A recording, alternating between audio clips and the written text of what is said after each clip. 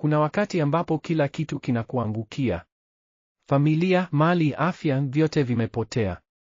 Na katika giza hilo totoro, Job, mtu aliyepoteza kila kitu, anatamka maneno yanayoshangaza ulimwengu, nafahamu mkombozi wangu yu hai. Ni jinsi gani mtu anayeumia kwa miezi kadhaa, mwenye jipu mwilini, aliyeachiwa na rafiki, anaweza kusema maneno kama haya?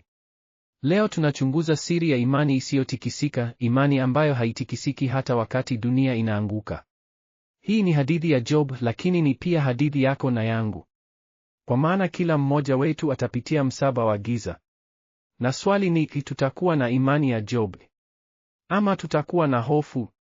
Twende pamoja katika Ayubu 19 mstari wa 23 hadi 27, tuone ni nini kimpa mtu nguvu ya kuamini wakati kila dalili inaonyesha Mungu amemsahau. Hebu tusome pamoja maneno ya Job, yaani Ayubu sura ya 19 mstari wa 23 hadi 27.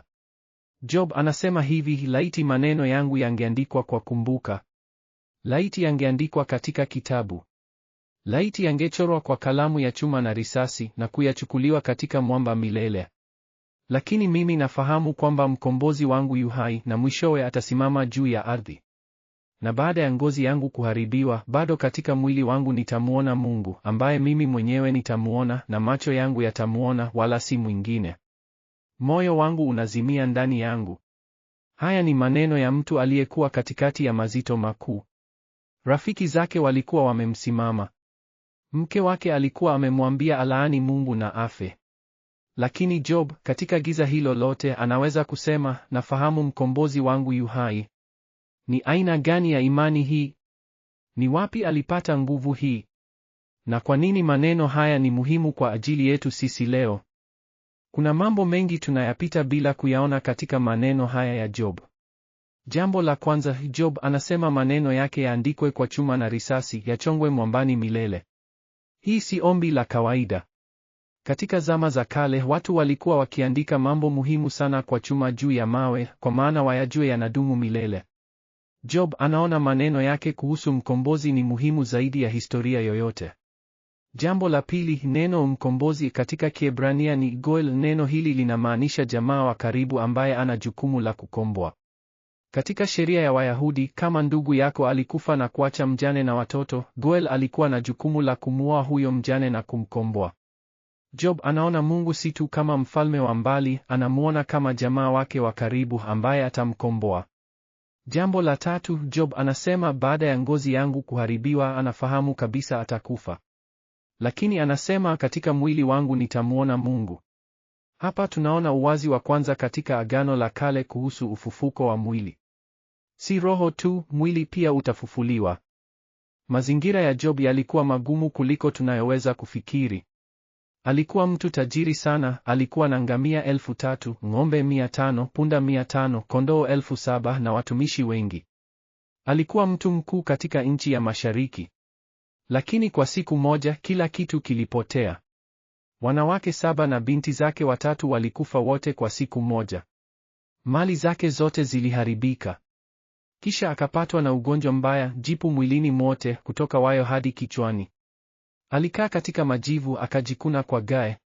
Mke wake akamwambia, bado unashikilia uongozi wako? Mlaani Mungu na ufe.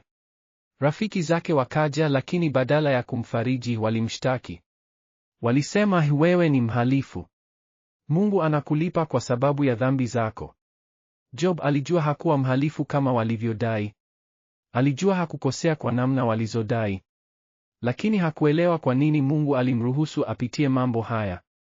Hali hii iliendelea kwa miezi kadhaa. Job alikuwa katika giza totoro. Lakini katikati ya giza hilo akasema maneno haya ya kushangaza, nafahamu mkombozi wangu yu hai. Hii ni imani ya ajabu, imani inayoangaza katika giza kuu. Wanyamapori wa anga na ardhi walishuhudia mazito ya Job. Nao pia walishtuka na imani yake isiyotikisika. Kutoka juu nimeona mengi, lakini imani ya Job inanishangaza. Ana mazito makuu, lakini bado anaamini mkombozi yu hai. Kama mfalme wa mwitu, nimeona wengi wanapovunjika. Lakini Job hafunjavunji.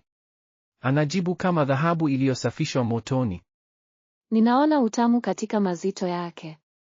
Anajua kitu ambacho sisi hatujafahamu, kwamba mazito haya hayataisha. Mkombozi atakuja. Hata sisi wanyamapori hatujapata mazito kama haya. Lakini yeye anasema Mungu ni jamaa yake wa karibu, Goel. Ndiyo.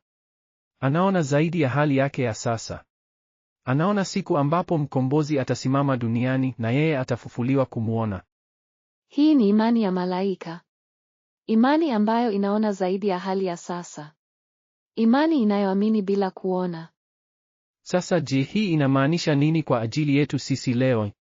Kwanza, tutajua kwamba mazito ni sehemu ya maisha. Yesu mwenyewe alisema, duniani mtakuwa na mazito.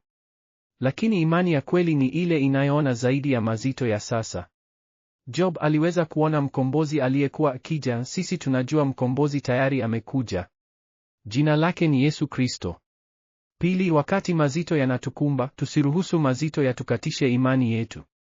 Job hakufahamu kwa nini alikuwa akipita mazito hayo, lakini alijua Mungu ni mwaminifu.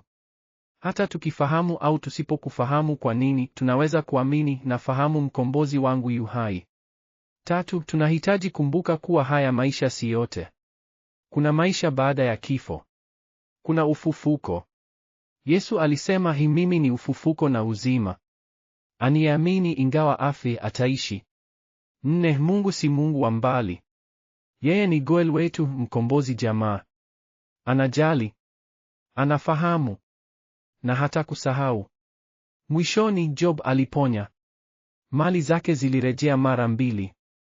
Akapata watoto wengine. Lakini jambo muhimu zaidi, alikuwa amemwona Mungu kwa njia mpya.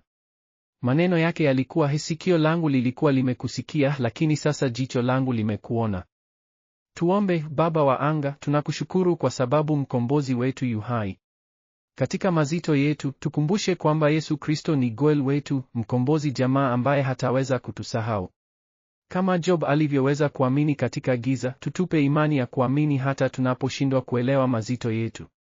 Tuongoze kuwa na imani isiyotikisika, imani inayoona zaidi ya hali zetu za sasa. Tuongeze imani, tuongeze tumaini, tuongeze upendo. Kwa jina la Yesu Kristo, mkombozi wetu aliye hai. Amina. Ndugu, kama unakabiliwa na mazito leo, kumbuka mkombozi wako yu hai. Yeye hajasahau. Na kama Job, utamwona si hapa tu duniani, lakini pia mbinguni ambapo mazito hayatawepo tena. Mungu akubariki. Jiandikishe kwa maudhui zaidi ya kusoma Biblia.